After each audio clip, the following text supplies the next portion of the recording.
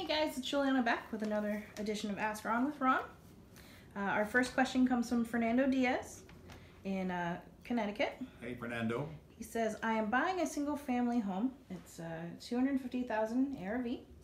The 205 purchase price and takeover payments on 5% interest and 23 years left on the mortgage. Good. No money is going to the seller. Good. The seller pays $7,000 per year on flood insurance. He found a $4,000 flood insurance because of lower coverage and better credit, and he's heard of getting a flood survey certificate and lowering the risk class. Is this worthwhile? Well, I don't know, Fernando. That's something you're going to have to check out with your own insurance agent. We use NREIG. I don't have the number here for you, but they shouldn't be hard to find.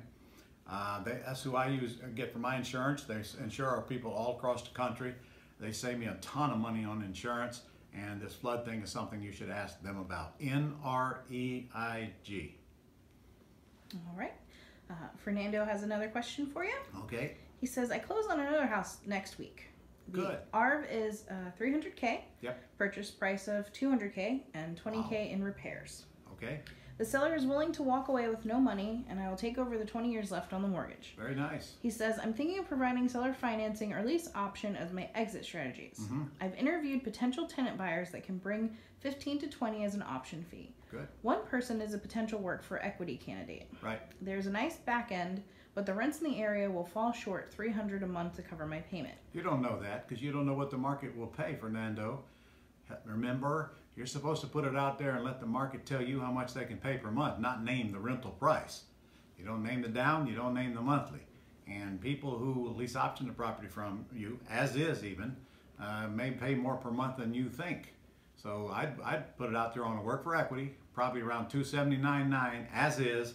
Get all you can down and get whatever the highest payment that the market will pay you. Now let's say you do fall short. If you're going to get a good chunk up front, just set some of it aside. But what that means is I'd probably only give them 1 year to fix it and refinance it. And then if they don't do it at the end of that year, I'd raise their rent to make sure that we at least break even on it. But if you can suffer a little negative cash flow if you have to, just take it out of the money they give you up front. All right. And our last question comes from Stephen Holmes in Myrtle Beach. Stephen? He says, I have a question about a house that I've taken subject to the existing financing. He says, it is in a land trust of which I am the beneficiary. Right. Is there any way I can get the tax benefits of paying on this mortgage? Steve, you get tax benefits anyway. It doesn't make any difference whether you take title in a land trust or not. If you're making the payments, you get to write off the mortgage. You get to write off the interest.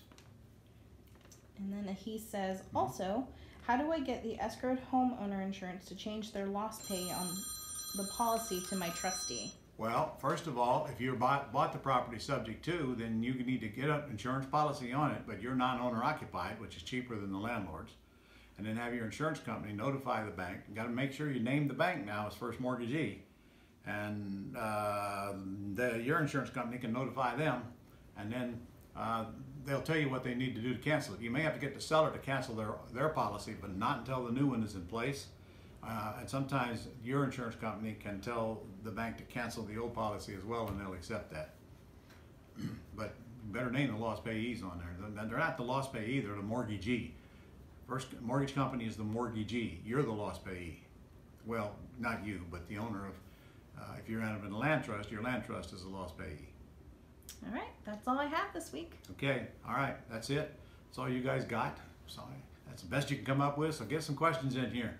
Get some questions in here because I'll answer them for you, but I can't answer them if you don't provide them. So I'll get some deals and I'll see you next week.